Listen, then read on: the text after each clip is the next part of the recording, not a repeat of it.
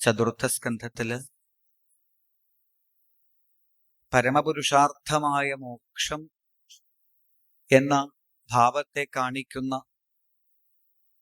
പുരഞ്ജന ചരിതം, പുരഞ്ജനോപാഖ്യാനം തുടങ്ങിയ പ്രകരണങ്ങളാണ് ഇന്നലെ നമ്മൾ പാരായണം ചെയ്ത് വിസ്മരിച്ചത്. ഇന്ന് പ്രഭാതം മുതൽ പഞ്ചമസ്കന്ധത്തിലേക്ക് പ്രവേശിച്ചു. സ്ഥാനം എന്നുള്ളതാണ് പഞ്ചമസ്കന്ധത്തിന്റെ ലക്ഷണം. പ്രപഞ്ചത്തിന്റെ മുഴുവൻ സ്ഥിതിയെയും ഈ ഒരു പഞ്ചമസ്കന്ധത്തിൽ ഭാഗവതം വർണ്ണിക്കുന്നു. പഞ്ചമസ്കന്ധം ആരംഭിക്കുന്നത് സ്വയംഭൂമനുവിന്റെ പുത്രനായ പ്രിയവ്രതന്റെ ചരിതത്തെ പാടിക്കൊണ്ടാണ്. പരീക്ഷിത്ത് മഹാരാജാവിന്റെ സംശയമാണ്, പ്രിയവ്രതോ ഭാഗവത ആത്മാരാമ കഥം മുനെ ഗൃഹേ രമതയൻ മൂല കർമ്മബന്ധ പരാഭവ. സ്വയംഭൂമനുവിന്റെ പുത്രനായ പ്രിയവ്രതൻ ആത്മാരാമനായിട്ട് പരിവ്രാജക ഭാവത്തിൽ ഈ പ്രപഞ്ചത്തോട്, ഈ ലോകത്തോടൊരു ബന്ധവുമില്ലാതെ സന്യാസഭാവത്തിൽ സഞ്ചരിച്ച ആളാണല്ലോ. അത്തരത്തിൽ എല്ലാം ഉപേക്ഷിച്ചു പോയി എന്ന് പറഞ്ഞ ഈ പ്രിയവ്രതൻ പിന്നീട് കല്യാണം കഴിച്ചു, മക്കളായി എന്നൊക്കെയാണ് ഞാൻ കേട്ടത്. അപ്പോ എല്ലാം ഉപേക്ഷിച്ചു പോയ സന്യാസിവര്യന്മാർക്ക് പോലും കർമ്മഫലം, പ്രാരബ്ധം അതനുഭവിക്കേണ്ടി വരുന്നു എന്നല്ലേ അതിൻ്റെ അർത്ഥം. അനുഭവിക്കാനുള്ളതായ കർമ്മഫലം അത് ഇനി എന്തൊക്കെ തരത്തിൽ നമ്മൾ മറികടന്നാലും അനുഭവിക്കേണ്ടി വരും എന്നല്ലേ അതിൻ്റെ അർത്ഥം. അല്ലേ?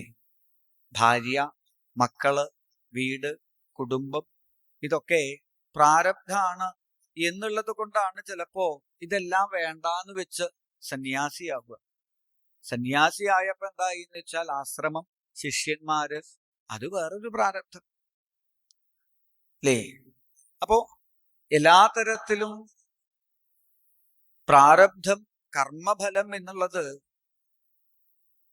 ഒരു തരത്തിൽ നമ്മളെ വിട്ടുപോവാത്ത ഒന്നാണ്. ഇവിടെ പ്രിയവ്രതന്റെ കഥ എന്താ എന്ന് ചോദിച്ചപ്പോഴാണ് പ്രിയവ്രത ചരിതത്തെ പഞ്ചമസ്കന്ധത്തില് 1-ാം അധ്യായത്തിൽ വർണ്ണിക്കുന്നത്. സ്വയംഭൂമനുവിന്റെ മൂത്ത മകനാണ് പ്രിയവ്രതൻ. കുട്ടിക്കാലം മുതൽ ഈ പ്രിയവ്രതന്റെ വളർച്ചയിൽ വലിയൊരു മാറ്റം. എന്താ മാറ്റം എന്ന് വെച്ചാൽ, സാധാരണ കുട്ടികളെ പോലെയുള്ള കളികളിലോ ഒന്നും താല്പര്യമില്ല. അധികവും കണ്ണടച്ചിരിക്കുക, നാമം ജപിക്കുക, ഇതൊക്കെയാണ്. കൊട്ടാരത്തിനകത്ത് രാജകുമാരനായി കഴിയേണ്ട ആളാണെങ്കിലും വളരെ ലളിതമായ വസ്ത്രം, ലളിതമായ ആഭരണമൊക്കെ ധരിക്കുള്ളൂ. പട്ടുമെത്തയില് പ്രിയവ്രതൻ എന്ന രാജകുമാരനെ രാത്രിയിൽ കിടത്തിയാൽ രാവിലെ എഴുന്നേൽക്കുമ്പോഴേക്കും ചിലപ്പോ വെറും നിലത്ത് കിടക്കുന്നുണ്ടാവും. സന്യാസിമാരെയൊക്കെ കണ്ടാ വലിയ സന്തോഷം, നാമം ജപം, ഇങ്ങനെയൊക്കെ അങ്ങ് പുറപ്പെട്ടപ്പോ അച്ഛനായ സ്വയംഭൂവമനുവിന് വേവലാതിയായി. അല്ലേ? നമുക്കിപ്പോ സ്വയംഭൂവമനുവിനെ കുറ്റം പറയാനൊന്നും പറ്റില്ല. നമുക്കായാലും നമ്മുടെ മക്കള് നാമം ജപവും അമ്പലത്തിൽ പോക്കൊക്കെ തുടങ്ങിയാൽ സന്തോഷാവുവോ ടെൻഷൻ ആവുവോ? മക്കള് നാമം ജപിച്ചാ സന്തോഷാവുവോ? മക്കളെ നാമം ജപിച്ചാ സന്തോഷാവുവോ? അയ്യോ, ഒന്ന് നാമം ജപിച്ച് കണ്ടാ മതി എന്നാ മോഹം എന്നൊക്കെ ഇപ്പൊ തോന്നും. പക്ഷേ മക്കള് വല്ലാണ്ട് നാമം ജപവും അമ്പലത്തിൽ പോക്കൊക്കെ തുടങ്ങിയ സന്തോഷാവുവോ? ഇല്ല, ടെൻഷൻ ആവും. അല്ലേ? കാരണം എന്താ? വല്ലാണ്ട് നാമം ജപമൊക്കെ തുടങ്ങിയാൽ നമ്മുടെ മനസ്സിൽ അപ്പോ വരണ ചിന്ത, ഇവൻ വല്ല സന്യാസിയോ മറ്റോ ആയിപ്പോയി, അവസാനം എന്നെ നോക്കാൻ ആളില്ലാണ്ട്, അല്ലേ? എന്നിട്ടിപ്പോ എത്ര ആള് നോക്കണുണ്ട് എന്നുള്ള കാര്യം വേറെ. അപ്പൊ ഏതായാലും ഇവിടെ സ്വയംഭൂവമനുവിനും ഇതന്നെയാണ് പ്രശ്നം. അദ്ദേഹത്തിന് സന്യാസിമാരോട് വിരോധമൊന്നുമില്ല, വലിയ ബഹുമാനാണ്. പക്ഷെ തന്റെ മകൻ സന്യാസഭാവത്തിലേക്ക് നീങ്ങുമ്പോൾ ഒരു സംശയം. അവിടെയാണ് ബ്രഹ്മാവിനെ ചെന്ന് കണ്ട് പ്രിയവ്രതനെ എങ്ങനെയെങ്കിലും ഒരു കല്യാണം കഴിപ്പിക്കണം എന്ന് പറഞ്ഞത്. ബ്രഹ്മാവിന് പിന്നെ കല്യാണം കഴിപ്പിക്കാൻ വലിയ താല്പര്യമുള്ള ആളാ. വന്ന് പ്രിയവ്രതനോട് പറഞ്ഞു, ഈ ആശ്രമത്തിൽ കഴിയണം എന്നല്ലേ നിനക്ക് ആഗ്രഹമുള്ളൂ? ഏതെങ്കിലും ഒരു ആശ്രമത്തിൽ കഴിഞ്ഞാൽ മതി എന്നുണ്ടെങ്കിൽ നീ വിവാഹം കഴിക്കൂ. വിവാഹം കഴിച്ചാൽ അതും ഒരാശ്രമമാണ്. എന്താ ആശ്രമം? ഗൃഹസ്ഥാശ്രമം അല്ലേ? അപ്പൊ ഗൃഹസ്ഥാശ്രമം എന്ന് പറഞ്ഞാൽ ഒരു ഗൃഹസ്ഥന്റെ ജീവിതവും ആശ്രമ തുല്യമാവണം. എന്താ ആശ്രമത്തിന്റെ പ്രത്യേകത? ആശ്രമത്തിൽ പോയിട്ടുണ്ടോ? ആശ്രമത്തിൽ തല എങ്ങോട്ടെങ്കിലും ഇടയ്ക്ക് കുലുക്കുക. ആശ്രമത്തിൽ പോയിട്ടുണ്ടോ? ആശ്രമത്തിൽ പോയാൽ എന്താ? അവിടുത്തെ അന്തരീക്ഷം വളരെ ശാന്തമായിരിക്കും. അപ്പൊ ഗൃഹസ്ഥ ആശ്രമികളാണ് നമ്മൾ എന്നുണ്ടെങ്കിൽ നമ്മുടെ ഗൃഹത്തിലെ അന്തരീക്ഷവും എങ്ങനെയാവണം? ശാന്തമാവണം അല്ലേ? ഗേറ്റിന്റെ അടുത്ത് ശാന്തി നിലയം എന്നൊക്കെ പേരുണ്ടാവും. ഉള്ളിൽ കയറിയാതില്ലെങ്കിൽ എന്ത് ഫലം? അപ്പോ ഈ ഗൃഹസ്ഥാശ്രമികൾക്ക് അതുണ്ടാവണമെങ്കിൽ എന്ത് വേണം? പഞ്ചയജ്ഞങ്ങൾ അവിടെ അനുഷ്ഠിക്കണം. ദേവയജ്ഞം, മനുഷ്യയജ്ഞം, പിതൃയജ്ഞം തുടങ്ങിയിട്ടുള്ളതായ യജ്ഞങ്ങൾ ചെയ്ത് വേണ്ടതുപോലെയുള്ള ധർമ്മത്തെ ഒരു ഗൃഹസ്ഥാശ്രമി ചെയ്യുന്നുണ്ടെങ്കിൽ സന്യാസത്തിന് തുല്യമായ ബഹുമാനം അവർക്ക് കൊടുക്കണം. കാരണം ഗൃഹസ്ഥാശ്രമം എന്നുള്ള ആ ആശ്രമ പദ്ധതിയാണ് മറ്റുള്ള 3 ആശ്രമങ്ങളുടെയും അടിസ്ഥാനം അല്ലേ? ഗൃഹസ്ഥാശ്രമം ഇല്ലെങ്കിൽ ബ്രഹ്മചാരികൾ ഉണ്ടാവില്ല. ഗൃഹസ്ഥാശ്രമം ഇല്ലെങ്കിൽ വാനപ്രസ്ഥന്മാരോ സന്യാസിമാരോ ഉണ്ടാവില്ല. അപ്പോ ഗൃഹസ്ഥാശ്രമം മോശമായിട്ടുള്ള കാര്യമല്ല എന്നൊക്കെ പറഞ്ഞ് പ്രിയവ്രതനെ നിർബന്ധിച്ചൊരു കല്യാണം കഴിപ്പിച്ചു ബ്രഹ്മാവ്. കല്യാണം ഒന്ന് കഴിഞ്ഞപ്പോ പ്രിയവ്രതൻ ആദ്യകാലത്ത് തോന്നി കല്യാണം കഴിച്ചപ്പോ സുഖായി, വീണ്ടും ഒന്നും കൂടെ കഴിച്ചു. അതിലൊരു ഭാര്യയില് ഉത്തമൻ, താമസൻ, രൈവതൻ എന്നിങ്ങനെ 3 മക്കളുണ്ടായി. അടുത്ത ഭാര്യയില് ആഗ്നീത്രൻ, യുഗ്മജിഹു, യജ്ഞഭാഗു, കൃതപൃഷ്ടൻ, സവനൻ, മേധാതിഥി, വീതിഹോത്രി, കവി തുടങ്ങിയിട്ടുള്ളതായ മക്കളുണ്ടായി. ഈ പ്രിയവ്രതൻ ലോകത്തിന് മുഴുവൻ പ്രകാശം ചൊരിയണം എന്നുള്ളതായ ആഗ്രഹവുമായിട്ട് ഒരു രഥയാത്ര നടത്തി എന്നും അന്ന് പ്രിയവ്രതന്റെ രഥചക്രം ഉരുണ്ടുപോയ ചാലുകളാണ് പിന്നീട് സമുദ്രങ്ങളായത്. ഇടയിലുള്ള കരഭാഗങ്ങളാണ് ജംബു, പ്ലക്ഷം, ശാൽമലി, കുശം, ശാകം, പുഷ്കരം, ക്രൗഞ്ചം എന്നിങ്ങനെയുള്ള 7 ദ്വീപുകളായി തീർന്നത് എന്നും സൂചിപ്പിച്ചു. ഇവിടെ ഈ പ്രിയവ്രതന്റെ മൂത്ത മകനാണ് ആഗ്നീത്രൻ. ഒരിക്കൽ ഈ ആഗ്നീത്രൻ അച്ഛനെ ചെന്ന് നമസ്കരിച്ചിട്ട് പറഞ്ഞു, അച്ഛാ, എനിക്ക് തപസ് ചെയ്യണം എന്ന് മോഹമുണ്ട്. ഇപ്പൊ പ്രിയവ്രതന് സന്തോഷമായി. കാരണം താനോ തപസ് ചെയ്യാൻ പോയി അവസാനം കല്യാണം കഴിക്കുകയുണ്ടായത്. എന്നാൽ ഇവൻ തപസ് ചെയ്യട്ടെ. ആഗ്നീത്രനോട് ഈ പ്രിയവ്രതൻ ചോദിച്ചു, അല്ല, നീ എന്തിനാ തപസ് ചെയ്യണത്? അപ്പോ ആഗ്നീത്രൻ പറഞ്ഞു, ഞാൻ കല്യാണം കഴിക്കാൻ വേണ്ടിയിട്ടാ തപസ് ചെയ്യണത്. കാരണം അച്ഛൻ കല്യാണം കഴിച്ചത് തപസ് ചെയ്തിട്ടല്ലേ അല്ലേ? അപ്പോ നമ്മൾ നല്ലോണം ശ്രദ്ധിക്കണം. ആര്? രക്ഷിതാക്കള്. നമ്മളെ കണ്ടിട്ടാ മക്കള് വളരുന്നത്. ഇവിടെ എല്ലാ തരത്തിലും ആഗ്നീത്രൻ തപസ് തുടങ്ങി. ഒരു നദിയുടെ തീരത്ത് ആശ്രമൊക്കെ കെട്ടി അതിഗംഭീരമായിട്ട് തപസ് ആരംഭിച്ചപ്പോഴാണ് ബ്രഹ്മാവിന്റെ സദസ്സിലുള്ള പൂർവചിത്തി എന്നു പേരായ സുന്ദരിയായ ഒരു അപ്സരസ് അവിടുന്ന് കുറച്ചു ദിവസം ലീവ് എടുത്ത് ഭൂമിയിലേക്ക് വന്നത്. അങ്ങനെ പൂർവചിത്തി എന്നുള്ള അപ്സരസ് വന്നു എന്ന് മാത്രല്ല, ആഗ്നീത്രൻ തപസ് ചെയ്യുന്ന ആശ്രമത്തിന്റെ പുറത്തുകൂടി ഈ പൂർവചിത്തി നടന്നുപോയി. ഇതിപ്പോ ഭാഗവതത്ത് പറയുന്നത് കൊണ്ട് നമുക്ക് നടന്നുപോയി എന്ന് ഉറപ്പിക്കാം. പക്ഷേ തപസ് ചെയ്യുന്ന ആഗ്നീത്രൻ ഇവള് നടന്നു പോയതറിഞ്ഞു. എങ്ങനെ അറിഞ്ഞു? ഖണഖണായമാനരുചിര ചരണാഭരണസ്വനമുപാകർണ്യ. നടന്നു പോകുന്ന സമയത്ത് പൂർവചിത്തിയുടെ കാലിലുള്ള പാദസരത്തിലെ മണികൾ കിലുങ്ങി. ആ പൂർവചിത്തിയുടെ കാലിലെ പാദസരത്തിന്റെ മണികളുടെ കിലുക്കം കേട്ടപ്പോ തപസ് ചെയ്യുന്ന അഗ്നിധ്രൻ കണ്ണു തുറന്നു. അത്ര ഗംഭീരം തപസ്സായിരുന്നു. കണ്ണു തുറന്നപ്പോ കണ്ടത് പൂർവചിത്തിയെ. ഇതുവരെ ഗുരുവായൂരപ്പന്റെ കണ്ണിനെന്താ ഭംഗി, ഗുരുവായൂരപ്പന്റെ ചുണ്ടിനെന്താ ഭംഗി, ഗുരുവായൂരപ്പന്റെ കവിളിനെന്താ ഭംഗി എന്ന് സ്തുതിച്ച ആ അഗ്നിധ്രൻ ഗുരുവായൂരപ്പന്റെ സ്തുതിയൊക്കെ അവിടെ നിർത്തി പൂർവചിത്തിയുടെ പിറകെ അവളുടെ കണ്ണിന്റെ, അവളുടെ ചുണ്ടിന്റെ, അവളുടെ കവളുടെ സൗന്ദര്യം പറഞ്ഞ് പ്രണയ ഗാനവുമായിട്ട് ചെന്നു. ഇന്നിപ്പോ സിനിമയിലൊക്കെ നായികയ്ക്ക് നായകനോട് എപ്പോഴാ പ്രേമം വരിക? പാട്ട് കേൾക്കുമ്പോഴാ. ഇതൊക്കെ വേദവ്യാസന്റെ ഭാഗവതം എന്ന ഈ ചലച്ചിത്രത്തില് നമുക്ക് ഭംഗിയായിട്ട് കാണാം. ഈ അഗ്നിധ്രന്റെ പ്രേമഗാനത്തിൽ മയങ്ങി ആര്? പൂർവചിത്തി. പാട്ടുപാടി പാട്ടിലാക്കി. അങ്ങനെ പൂർവചിത്തിയെ വിവാഹം ചെയ്തു അഗ്നിധ്രൻ.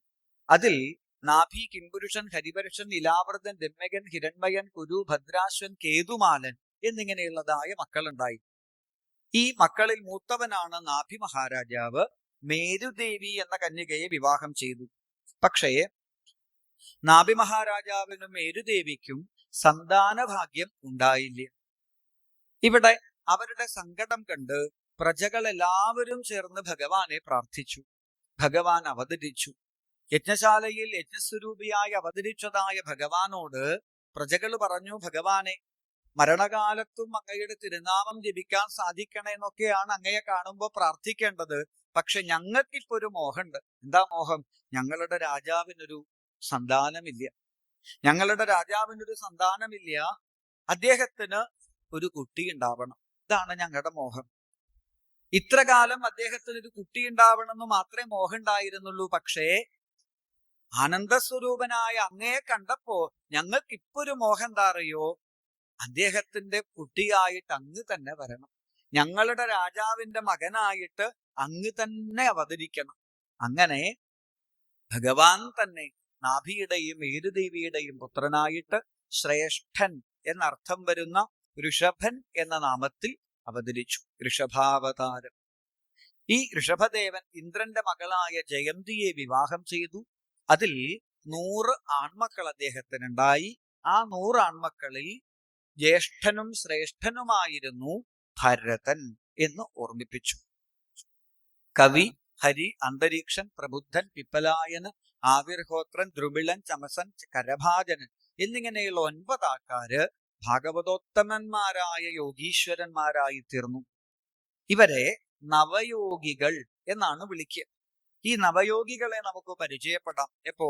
ഭാഗവതത്തില് ഏകാദശ സ്കന്ധത്തില് നിമി നവയോഗി സംവാദം എന്ന ഭാവത്തിൽ ഭാഗവത ധർമ്മം നമുക്ക് പറഞ്ഞു തരുന്നത് ഈ യോഗീശ്വരന്മാരാണ്. കായേന വാച മനസേന്ദ്രിയർവാ ബുദ്ധ്യാത്മനാ വാ പ്രകൃതേ സ്വഭാവാൽ കരോമി യദ്യൽ സകലം പരസ്മൈ നാരായണായേതി സമർപ്പയാമി എന്ന് ചെയ്യുന്ന ഏതൊരു കർമ്മവും ഭഗവന്റെ നാരായണന്റെ പാദത്തിലേക്ക് ഭഗവാന്റെ സന്തോഷത്തിനായി സമർപ്പിക്കാൻ സാധിക്കട്ടെ എന്ന ഭാഗവത ധർമ്മം നമുക്ക് ഉപദേശിച്ചു തരാൻ പോകുന്നത് ഈ യോഗീശ്വരന്മാരാണ്. ശേഷിച്ച 9 ആൾക്കാര് ഈ ജംബുദ്വീപിന്റെ 9 ഖണ്ഡങ്ങളെ ഭരിച്ചു. 81 ആൾക്കാര് വേദമാർഗത്തെ സ്വീകരിച്ച് ബ്രഹ്മജ്ഞാനികളായി തീർന്നു എന്ന് പറഞ്ഞു. ഇവിടെ ബ്രഹ്മാവർത്തം എന്നു പേരായ ഒരു സഭയിൽ വെച്ച് ഒരിക്കൽ ഈ ഋഷഭദേവൻ തന്റെ 100 മക്കളെയും മുൻപിലിരുത്തിയിട്ട് ഒരു പ്രഭാഷണം ചെയ്തു എന്നാണ്. തന്റെ 100 മക്കളെയും മുൻപിലിരുത്തി ഋഷഭദേവൻ തന്റെ കുട്ടികൾക്ക് ഭാഗവത ധർമ്മം ഉപദേശിച്ചു കൊടുത്തു. എന്താ ഋഷഭദേവൻ മക്കളോട് പറയുന്നത്? നായം ദേഹോ ദേഹഭാജാം ത്രിലോകേ കഷ്ടാൻ കാമാനർഹതേ വിദ്ഭുജാം യേ തപോ ദിവ്യം പുത്രകായേന സത്വം ശുദ്ധേത്യസ്മാൽ ബ്രഹ്മസൗഖ്യം തു അനന്തം നായം ദേഹോ. കുട്ടികളെ, ഈ മനുഷ്യ ജന്മം എന്നുള്ളത് മറ്റുള്ള ജീവജാലങ്ങളെ പോലെയുള്ളതല്ല. അല്ലേ? എന്തോ ഒരു മഹത്വം നമ്മൾ മനുഷ്യന്മാർക്കുണ്ട്. മറ്റുള്ള ജീവജാലങ്ങളിൽ നിന്ന് എന്തോ ഒരു മാറ്റമുണ്ട് നമുക്ക്. അത് 2 കാലിൽ നടക്കണതോ 2 കണ്ണുള്ളതോ ഒന്നുമല്ല. അല്ലേ? എന്നു മാത്രമല്ല, ശരീരത്തിന്റെ ബലം വെച്ച് നോക്കിയാലും ഇന്ദ്രിയങ്ങളുടെ ബലം വെച്ച് നോക്കിയാലും നമ്മളെക്കാൾ കഴിവ് മറ്റുള്ള ജീവജാലങ്ങൾക്കാണ്. അല്ലേ? ഒരാനയുടെ അത്ര ശരീരബലമൊന്നും നമ്മൾ മനുഷ്യന്മാർക്കുണ്ടോ? ഉണ്ടോ? ഇല്ല. പക്ഷെ പെൻസിൽ പോലൊരു പാപ്പാനായി ആനയെ നിയന്ത്രിക്കണത്.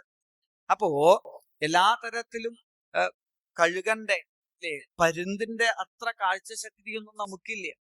നായയുടെ അത്ര ഘ്രാണശക്തി നമുക്കില്ല. എന്തിനു പറയണു? ഒരു ചിന്തിച്ചു കഴിഞ്ഞാൽ ഒരു വണ്ടിന്റെ കഴിവ്, അല്ലേ, ഒരു പൂവിൽ നിന്ന് പൂന്തേനിനെ വേർതിരിച്ചിരിക്കുന്ന കഴിവ്, ആ കഴിവൊന്നും നമുക്കില്ല. ഈയിടെ ഞാൻ എവിടെയോ വായിച്ചു, ഒരു ഉറുമ്പിന് ഒരു അരിമണി കൊണ്ടുപോകാൻ സാധിക്കണം അല്ലേ? ഉറുമ്പിന് അരിമണി, ഒരു ഉറുമ്പ് ഒരു അരിമണി എടുത്തു പോണ കണ്ടിട്ടില്ലേ നിങ്ങള്? ആ, നമുക്ക് സാധിക്കൂ ഒരരിമണി കൊണ്ടുപോകാനോ? ഒരരിമണി കൊണ്ടുപോകാനല്ല. ഈ അരിമണി എന്ന് പറയണതുണ്ടല്ലോ, ഉറുമ്പിനെ സംബന്ധിച്ച് അതിന്റെ ശരീരഭാരത്തിന്റെ 40 ഇരട്ടിയോളമാണ് ഒരരിമണിയുടെ ഭാരം. ഉറുമ്പിന്റെ ശരീരഭാരത്തിന്റെ 40 ഇരട്ടിയ. നമുക്ക് നമ്മുടെ ശരീരഭാരത്തിന്റെ 40 ഇരട്ടി പൊക്കാൻ പറ്റുമോ? ഇല്ല. അപ്പൊ ആ കഴിവൊന്നും നമുക്കില്ല. അപ്പോ മറ്റ് ലൗകികമായ ഭാവത്തിൽ നോക്കിയാൽ ശരീരബലത്തിലും ഇന്ദ്രിയ ബലത്തിലും ഒക്കെ നമ്മളെക്കാൾ മറ്റു ജീവജാലങ്ങൾക്ക് കേമത്തുണ്ട്. പക്ഷെ നമ്മൾ അവരെക്കാൾ ബഹുമാനിക്കണു ആരെ? മനുഷ്യന്മാരെ. ഇവിടെ ഇപ്പൊ ഭാഗവത സപ്താഹ യജ്ഞം നടക്കുന്നു. എത്ര ജീവജാലങ്ങള് വേണമെങ്കിൽ കയറി വരാം. ഒരു നായ കുറച്ച് ഭാഗവതം കേൾക്കാം എന്ന് വെച്ച് ഇങ്ങോട്ട് കയറി വന്നാൽ നമ്മൾ വരൂ ഇരിക്കൂ എന്ന് പറയൂ? നായ ഇങ്ങോട്ട് ഇപ്പൊ കയറി വന്നാൽ ഇരിക്കൂ എന്ന് പറയൂ? ഇല്ല. ലോകാസമസ്ത സുഖിനോ ഭവന്തു എന്ന് പറയലും കല്ലുപറക്കി എറിയലും കഴിയും അല്ലേ? ഒരു പൂച്ച വന്നാൽ നമ്മൾ അതിനെ ആട്ടി ഓടിക്കും. ഒരു മനുഷ്യൻ വന്നാലോ എന്തൊരു സൗകര്യ! ഇരിക്കാൻ കസേര കൊടുക്കുന്നു, ഫാൻ ഇട്ട് കൊടുക്കുന്നു, ചായ കൊടുക്കുന്നു. ഈ നേരത്തെ വന്ന ജീവജാലത്ത് നീ മനുഷ്യൻ എന്താ കേമത്തുള്ളത്? ഒറ്റയൊന്നേ ഉള്ളൂ, ഈശ്വരനെ അറിഞ്ഞുപാസന ചെയ്യാനുള്ള വിശേഷ ബുദ്ധി, ബ്രഹ്മാവലോകധിഷണ അല്ലേ? അപ്പോ ഈശ്വരനെ അറിഞ്ഞുകൊണ്ട് ഉപാസന ചെയ്യാൻ മനുഷ്യജന്മത്തിന് മാത്രമേ സാധിക്കൂ. ഈ ലോകത്തിൽ എത്രയോ ജീവജാലങ്ങൾ ഈശ്വരോപാസന ചെയ്യണമെന്നൊക്കെ നമുക്ക് തോന്നുന്നുണ്ട്. അത് ഈശ്വരനാണെന്ന് അറിഞ്ഞിട്ടാണോ എന്നറിയില്ല അല്ലേ? ഇപ്പൊ ഗുരുവായൂര് നമ്മളൊക്കെ ഗുരുവായൂരപ്പനെ ഒന്ന് കാണാൻ വേണ്ടി പ്രാർത്ഥിക്കുമ്പോ ആ ഗുരുവായൂരപ്പനെ നിത്യവും തന്റെ മസ്തകത്തിൽ എടുത്ത് നടക്കുന്നുണ്ട്. ആര്? ഒരു സാധാരണ ജന്തു, ഒരാന അല്ലേ? നമ്മൾ പറയും എന്തൊരു ഭാഗ്യ, ആനയ്ക്ക് ഗുരുവായൂരപ്പനെ തലയിൽ വെക്കാലോ. പക്ഷെ ഇപ്പൊ ആന അറിയണുണ്ടാവുമോ തലയുടെ മുകളിൽ ഗുരുവായൂരപ്പനുണ്ടോന്ന്? ആന അറിയണുണ്ടാവുമോ? അറിയില്ല. ചിലപ്പോ അറിയണുണ്ടാവാം, ചിലപ്പോ അറിയണുണ്ടാവില്ല അല്ലേ? ഇപ്പൊ വലിയ ഉത്സവമൊക്കെ കഴിഞ്ഞാൽ ഈ തിടമ്പേറ്റിയ ആനകള് ഉത്സവം കഴിഞ്ഞു പോകുമ്പോ നമുക്ക് കാണാം, ഈ ആനയെ പാപ്പാന്മാര് നടയിൽ കൊണ്ടുവന്നിട്ട് ഒരു ആക്ഷൻ കാണിപ്പിക്കും. നമ്മൾ എന്താ പറയാ? ആന നമസ്കരിച്ചു. ആന നമസ്കരിക്കുകയാണോ? അല്ല, പാപ്പാൻ ആനയ്ക്ക് ഇപ്പൊ ഇത് നമസ്കാരാണെന്നൊന്നും അറിയണമെന്നില്ല. അതിങ്ങനെ അയാൾ പഠിപ്പിച്ചൊരു ആക്ഷൻ കാണിക്കുക. ചിലപ്പോ നമസ്കരിക്കണതാവാം, നമുക്ക് ഉറപ്പില്ല. ഒരു തത്തയെ പിടിച്ചിട്ട് നിങ്ങള് ചെറിയ പ്രായത്തിൽ ഒരു തത്തയെ പിടിച്ചിട്ട് ഹരേ രാമ ഹരേ കൃഷ്ണ ഹരേ രാമ ഹരേ കൃഷ്ണ എന്ന് പഠിപ്പിച്ചാൽ ആ തത്ത പറയില്ലേ? അങ്ങനെ ഹരേ രാമ എന്ന് ജപിക്കുന്ന ഒരു തത്തയെ നോക്കിയിട്ട് നമ്മൾ പറയോ എന്തൊരു ഭക്തിയാ തത്തയ്ക്ക്, എപ്പോഴും നാമം ജപ, വലിയ ഭക്തിയാ എന്ന് പറയോ?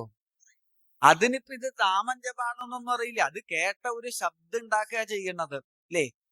എന്നാൽ ഇതിന്നൊക്കെ വ്യത്യസ്തമാണ് മനുഷ്യൻ അല്ലേ? ഒരാളിപ്പോ ഇവിടെ വന്ന് നമസ്കരിച്ചാൽ നമുക്ക് ഉറപ്പിക്കാം എന്ത്? അയാൾക്ക് ഇത് ഈശ്വരനാണ് എന്നും ഇവിടെ നമസ്കരിക്കണം എന്ന് അറിഞ്ഞിട്ട് ചെയ്യണത്. ഒരാള് ഗോവിന്ദ ഗോവിന്ദ എന്ന് ജപിക്കുന്നുണ്ടെങ്കിൽ ഉറപ്പിക്കാം അയാള് ഭഗവാന്റെ നാമം ജപിക്കുക.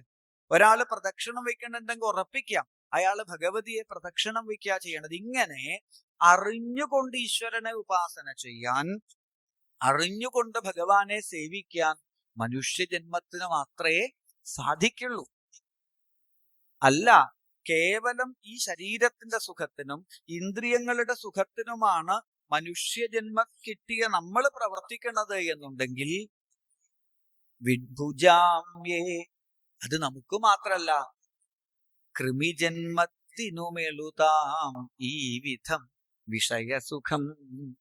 ശരീരസുഖം എന്നുള്ളത് എല്ലാ ജീവജാലങ്ങൾക്കും കിട്ടുന്നുണ്ട് അല്ലേ?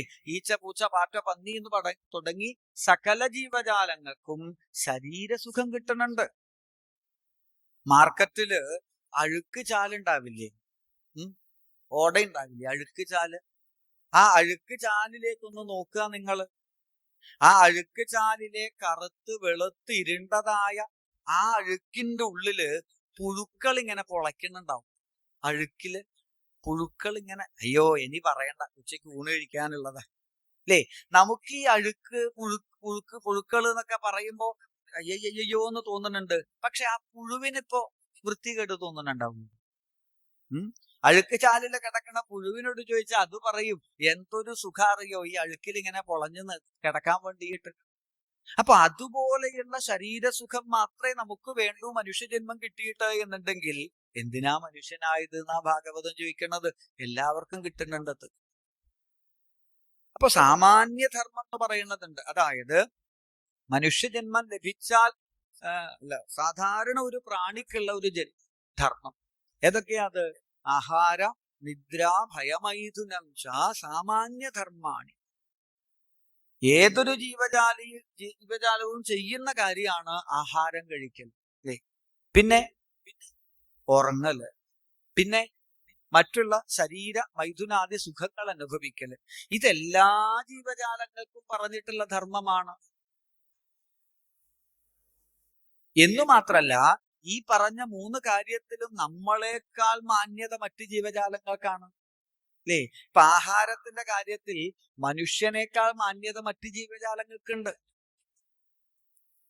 ഒരു പശുവിനെ നിങ്ങൾ അഴിച്ചു വിട്ടാൽ ആ പശു ചിലതൊക്കെ തിന്നും, ചിലതൊന്നും തിന്നില്ല.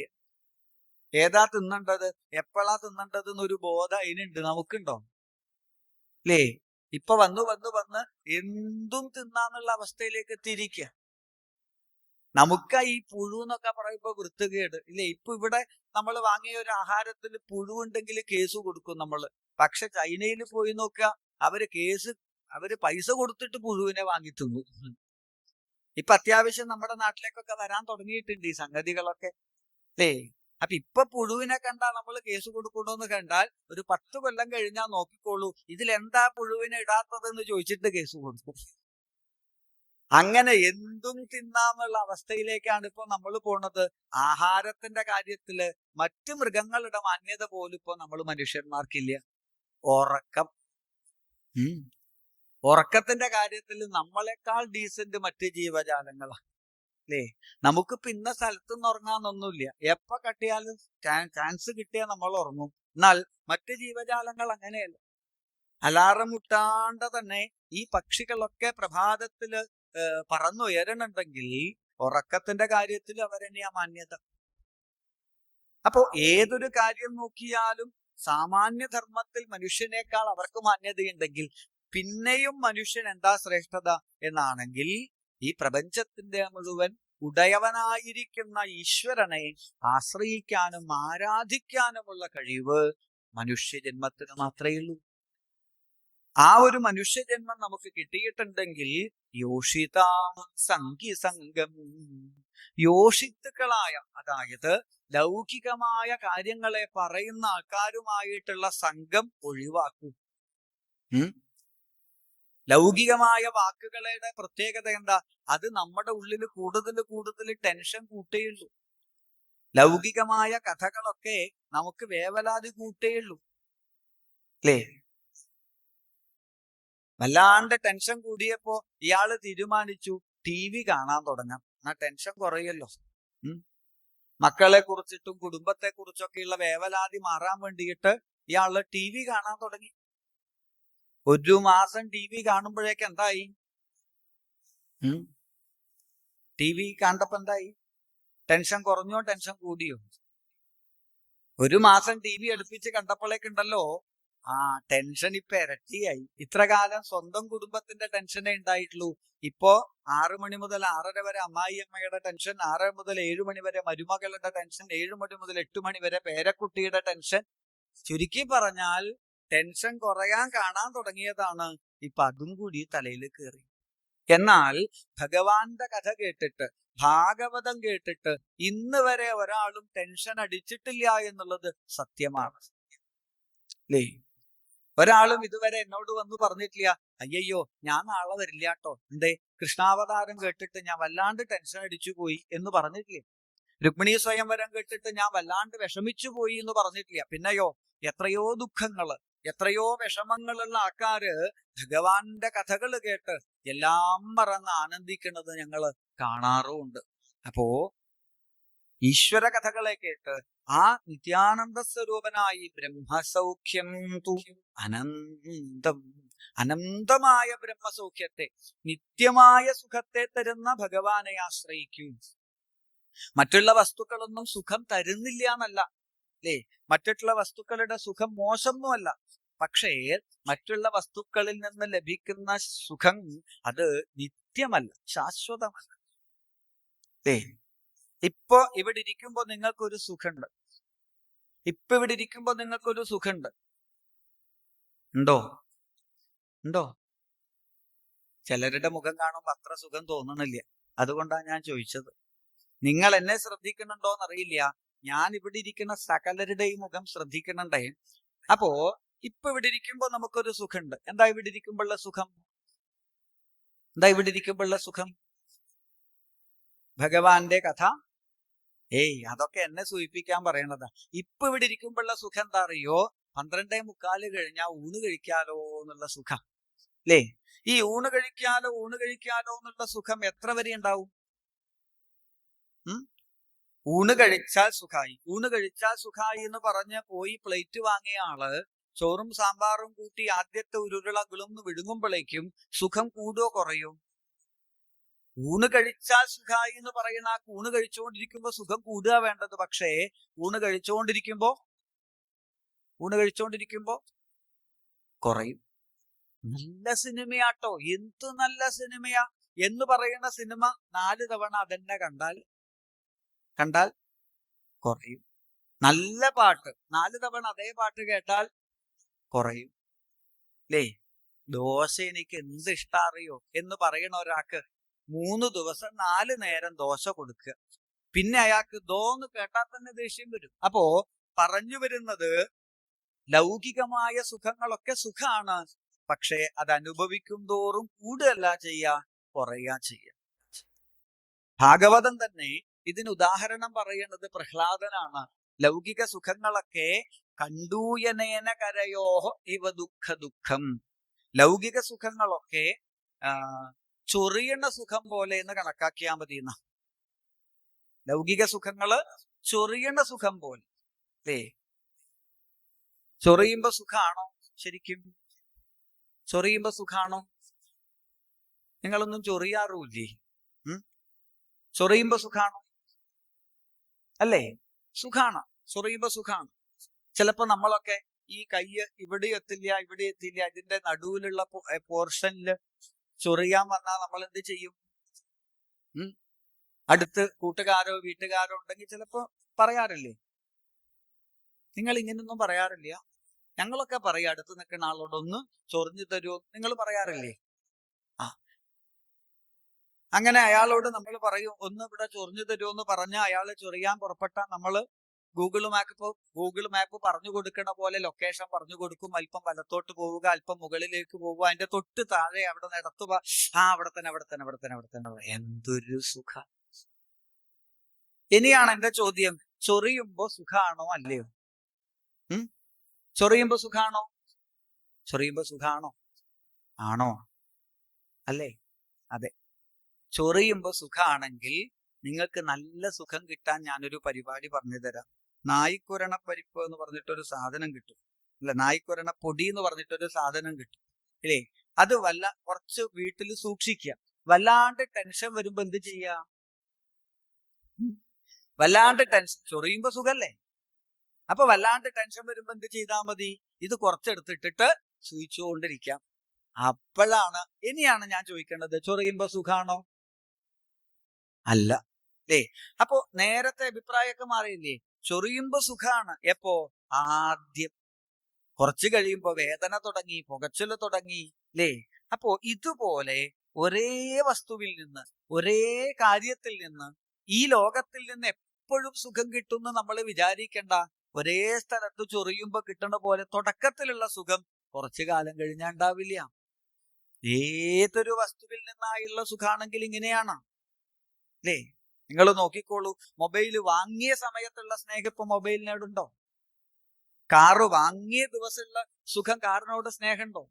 അല്ലേ? വണ്ടി വീട്ടിൽ വാങ്ങിയ ദിവസം, ആ വാങ്ങിയ സമയത്തെ എന്തൊരു സ്നേഹമായിരുന്നു, 4 നേരം സോപ്പും ബക്കറ്റും ഒക്കെ എടുത്ത് കുളിപ്പിച്ച ആളാ അല്ലേ? കുറച്ചു ദിവസേ കുളിപ്പിക്കൂ, പിന്നെ ഇല്ലാണ്ടാവും. അപ്പൊ പറഞ്ഞു വരുന്നത്, ഇതുപോലെ ഏതൊരു വസ്തുവിൽ നിന്നുമുള്ള സുഖം കുറഞ്ഞു വരുമെന്നിരിക്കെ നിത്യമായ ബ്രഹ്മസൗഖ്യം തു അനന്തം, നിത്യമായ ആനന്ദത്തെ തരുന്നതായ ഈശ്വരനെ നിങ്ങൾ അറിയൂ.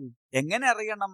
മഹൽ സേവാം ദ്വാരമാകുർവിമുക്തേ, മഹാത്മാക്കളായ സജ്ജനങ്ങളായ പരമഭക്തന്മാരായ ഗുരുനാഥന്മാരുമായിട്ടുള്ള സംഘം കൊണ്ട് ഭഗവത് കഥകളിൽ കൂടി ഭഗവാന്റെ കീർത്തനങ്ങളിൽ കൂടിയിട്ട് അനന്തമായ ആ സച്ചിദാനന്ദത്തെ നിങ്ങൾ അറിയൂ എന്ന് തന്റെ മക്കൾക്ക് ഉപദേശം കൊടുത്ത് ഭരതനെ നിങ്ങൾ എല്ലാ തരത്തിലും അനുസരിക്കൂ എന്ന് ഉപദേശിച്ച് ഋഷഭദേവൻ ഒരു അവധൂതനായിട്ട് ഭ്രാന്തനെ പോലെ സഞ്ചരിച്ചു എന്നും എല്ലാ തരത്തിലുള്ള ലൗകിക ബന്ധങ്ങളെയും കുടഞ്ഞു കളഞ്ഞതായ ആ ഋഷഭദേവൻ ദക്ഷിണ കർണാടകയിലെ കുടകുവനത്തിൽ മുളകൾ തമ്മിൽ കൂട്ടി ഉരസിയുണ്ടായ കാട്ടുതീയിലേക്ക് തന്റെ ശരീരത്തെ ഉപേക്ഷിച്ചു എന്നും അന്ന് ഋഷഭദേവനോടൊപ്പം ശരീരത്തെ ത്യജിച്ച സകല പക്ഷി മൃഗാദികൾക്കും ഭഗവാൻ സദ്ഗതി മോക്ഷത്തെ കൊടുത്തു എന്നും പറഞ്ഞുകൊണ്ടാണ് ഋഷഭാവതാര ചരിതം അവിടെ സമർപ്പിച്ചത്.